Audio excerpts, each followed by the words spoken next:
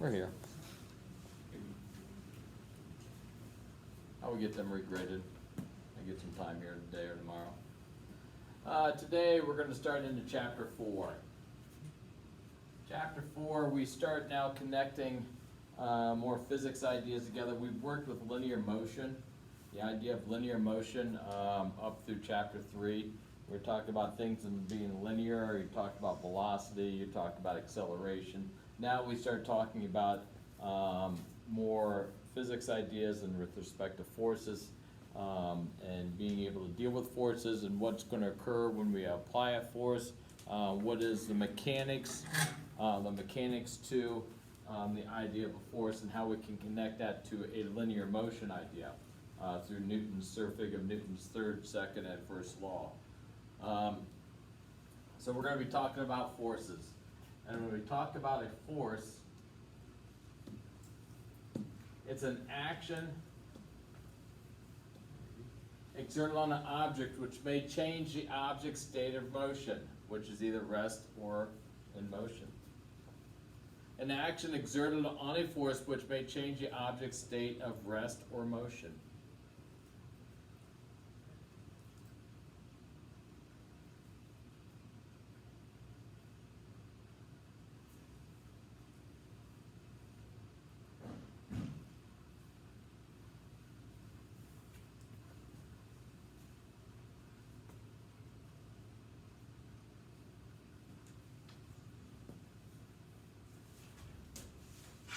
This desk is just sitting here. It's in a state of rest, at least relatively state of rest, because we are all in motion, going 600 miles per hour.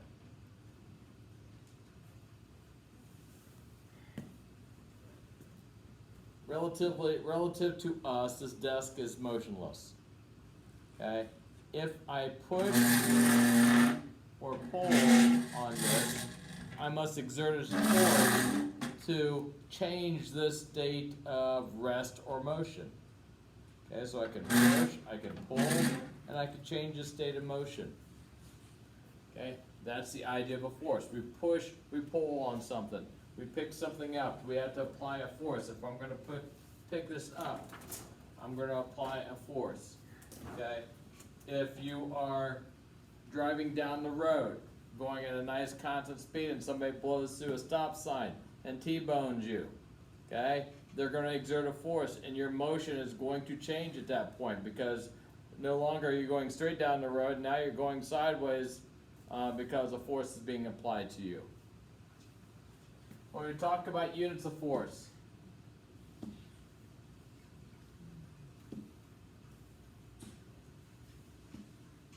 they're named after Sir Fig of Isaac Newton, and they are called newtons.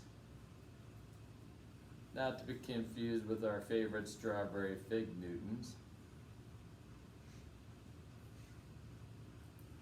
If you like the regular old school newtons, that is fine too. The actual fig newtons. I'm sorry, I'm partial. I sort of like the strawberry one myself, but that's just me. Sometimes you can go old school and get some regular newtons out, and that they aren't bad either.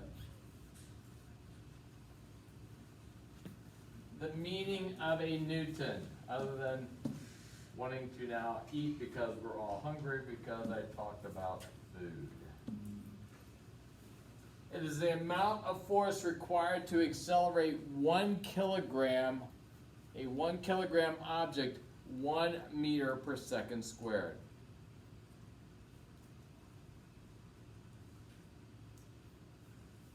You have a 1 kilogram object, and we're going to accelerate it 1 meter per second squared.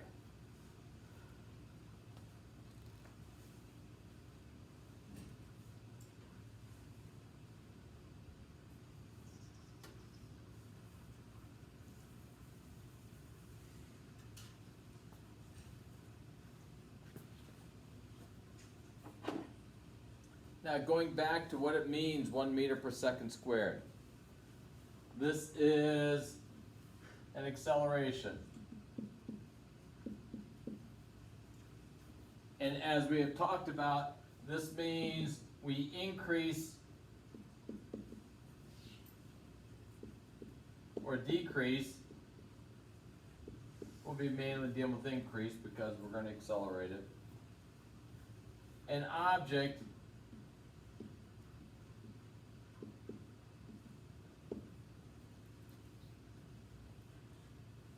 velocity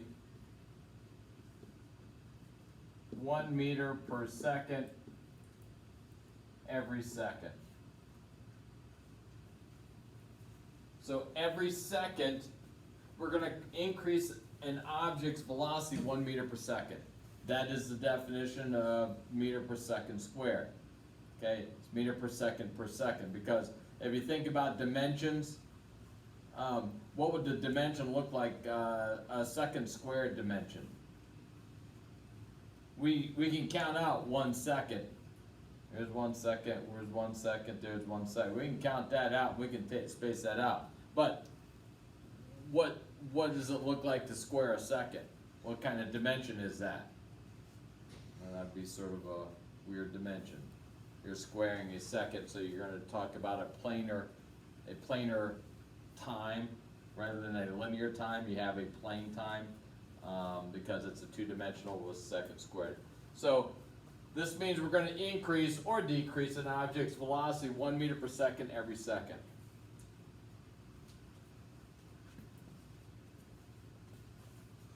So if we take a look how this is connected together, we are taking 1 meter per second, increasing it 1 meter per second every second, and we're applying it to a 1 kilogram force.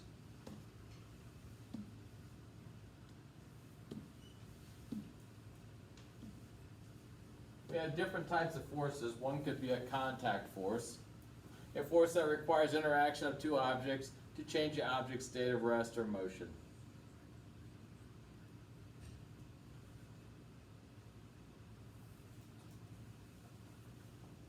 This is a contact force.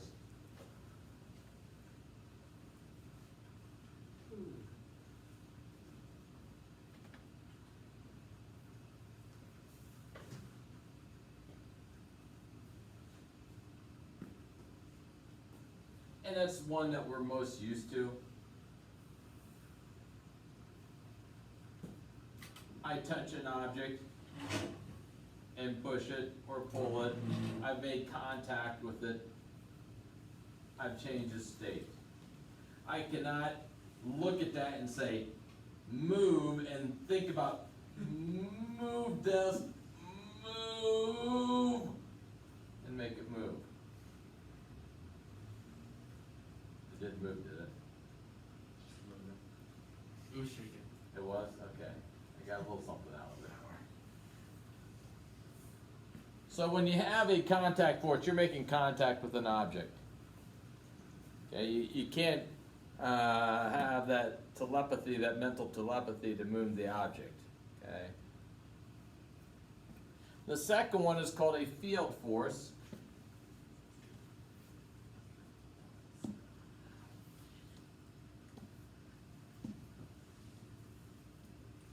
A force that does not utilize physical contact to change the object's state of motion or rest. This is called a field force.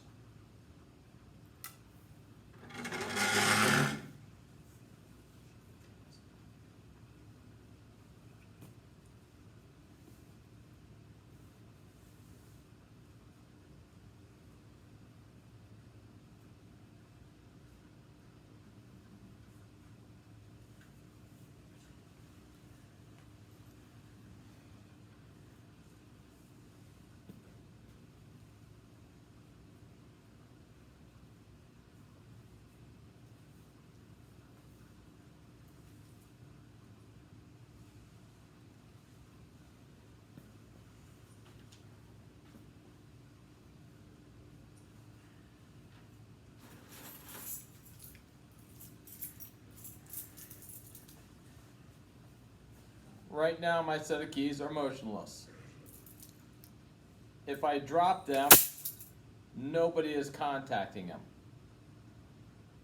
There was no, there was no contact of anything to make those things move. They did it all by themselves. That would be a field force, because your gravitational force is a gravitational field. So gravity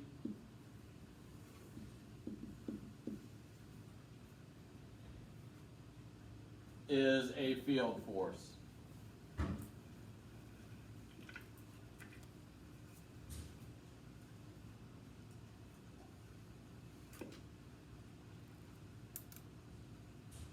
I did not contact the paperclip at all.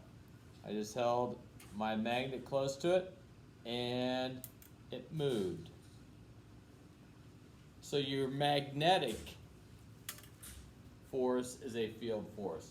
So gravity, magnetic, your magnets will create a field force, but really gravity is somewhat in a magnetic field. Yeah, there's a magnetic field here because there is an attraction to the center of rotation. That is a magnetic attraction. Your compasses work on a magnetic attraction to always point north. Electrical. You can have electrical forces that will move things. You have telepathic forces. We have the Wizard of Oz back there that makes things move all the time. The Wizard.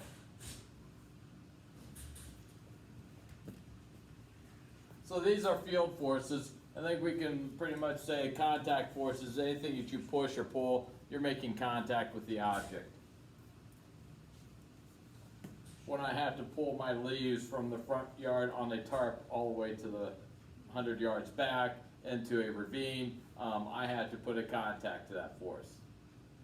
And if anybody, is bored, you can also come run that experiment with me also. Just throwing it out there.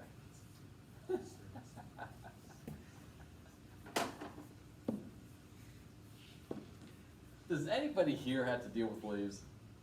You have to deal with leaves? They're fun, aren't they? Do you guys just mulch them up, or do you blow them and bag them, or drag them to an area? You drag them to the street? See, that's not. If I could do that, that would be awesome, because most of the time the wind is blowing out of the south. So I could take them to our front street. Yeah, when I'm using my leaf blower, a lot of times it's blowing out of the south. I need to go south. So when you're using your leaf blower, they just sort of do one of these things after you get a pile there, and they start coming right back at you.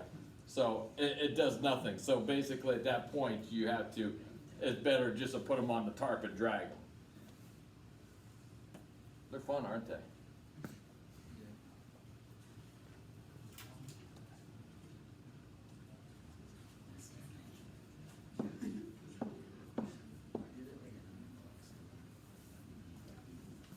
A force. See, I wish I could just, and I used to really I was really diligent with my leaves, but now when just only some of them are on the ground, I just get my mower out and mulch them up. I got a mulching mower, and it just mulches up them. Oh well, they go into our grass. It's no big deal. But when they start layering up, it doesn't work. I almost got them done this weekend, but I ran out of time. They were perfect this weekend because they were nice and dry and they were light. Yeah. Now they're nice and wet and heavy again.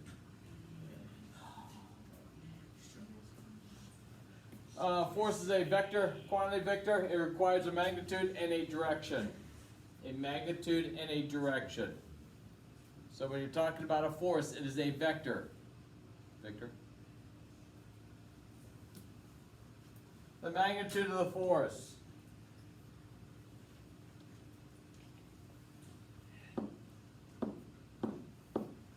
It's a quantity of force that's applied to an object.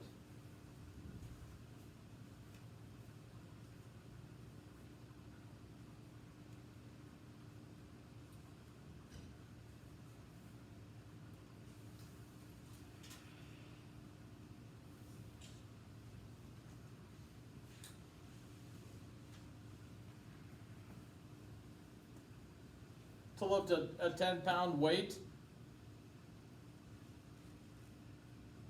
you have to apply a little bit more than 10 pounds of force to that. Because if you just apply 10 pounds of force, okay, it's not gonna, or 10 times 9.81 or 32.174, 320 pounds of force. Because you have to multiply by gravity.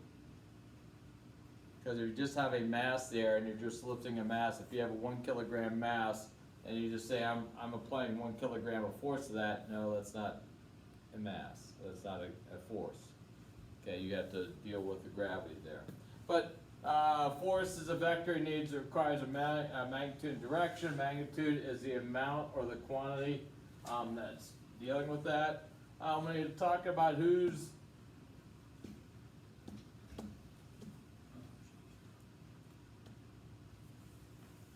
work led to Newton's first law of motion? Galileo Galilei.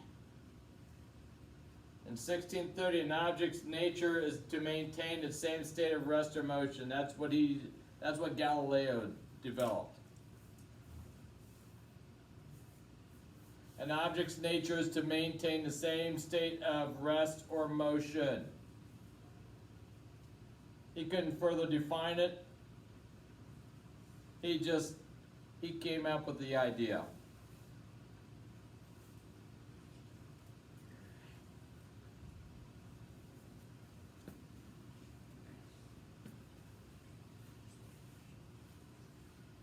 And he led to all of Newton's ideas. Sir Figure Isaac Newton came up with all the ideas of force.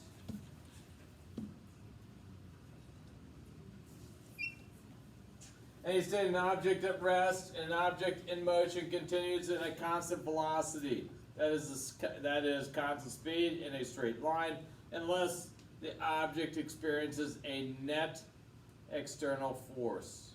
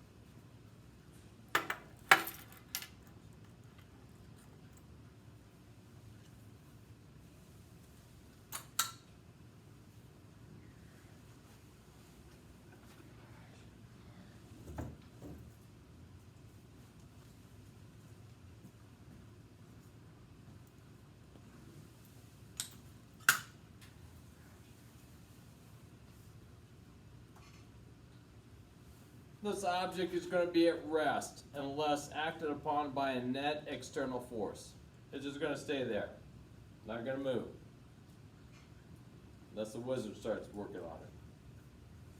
I must apply a contact force to be able to get it to move. Okay? Once it is moving, it's going to stay in that same state of motion unless acted upon by a net external force. Well, it stops. What is the thing that stops that object from rolling forward and continuing to roll forward? Friction. Yeah, you got friction. You got friction of the mechanical parts out in there. You also have friction of the ground. But suppose we lived in a frictionless world, which would be awesome. You'd have a tough time sitting in that chair right there. Once you start moving, you would never stop. You would never stop. If you got on ice and somebody shoved you, think about this, nice slippery ice, okay? Somebody shoves you and you start sliding and you didn't have friction, you would just keep on sliding forever till you hit something. Just keep waving at people. Well, suppose we lived in a frictionless world, and I applied the force, and we're going 2 meters per second of the velocity. Okay, it's going to stay 2 meters per second until the forces slow it down. Well, if there's no friction there, it's not going to slow down. It's going to continue on at 2 meters per second. So it's going to stay in the same state of motion at 2 meters per second, going in that direction, in a linear manner. Now, if we would apply a force with some ropes sideways, and the forces were equal but opposite, going sideways, the object would stay in the same state of motion, a nice line going that way, going 2 meters per second. Because our forces are acting equal but opposite, so we have a net force of 0. Because they're being pulled equal but opposite. So that's what is meant by a net force. If one was pulling at 1 meter per second, or one force, these two forces pulling to the sides were not equal to each other, then it would start to veer one direction or the other.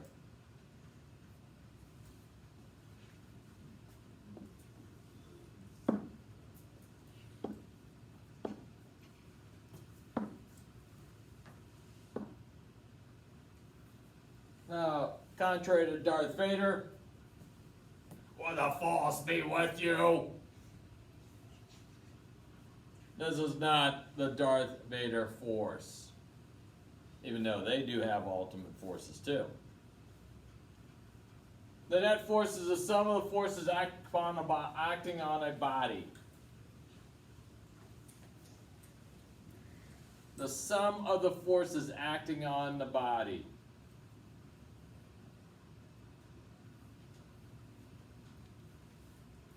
So looking up here, Newton's first law: an object at rest will stay in motion, continues in the same constant velocity, that is constant speed in a straight line, unless acted upon by and experiences a net external force. Well, what we're saying here is without a net force going in one direction or another, we're going to stay in the same state of motion. This force net will be 0. One of my most favorite words,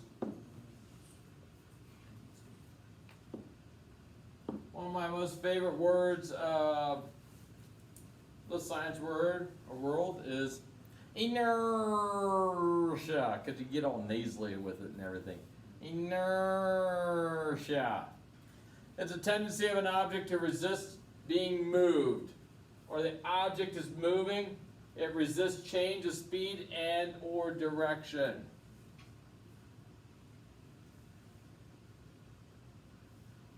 Inertia. The tendency of an object to resist being moved. If the object is moving, to resist a change of speed or direction. That's the idea of inertia.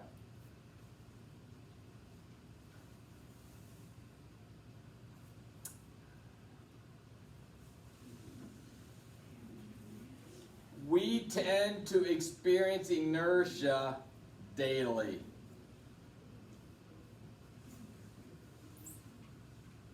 When that alarm clock goes off in the morning, mentally we resist the idea of getting up and getting moving. You're resisting inertia. Or you're going with the idea of inertia there. Inertia's on your side. Okay? When you lay there and you wake up and go, I don't want to get up. Okay? You're dealing with inertia there. Because inertia is a tendency of an object to resist being moved. Resist a change. Old people have inertia a lot. They don't want to change their old ways. That's inertia.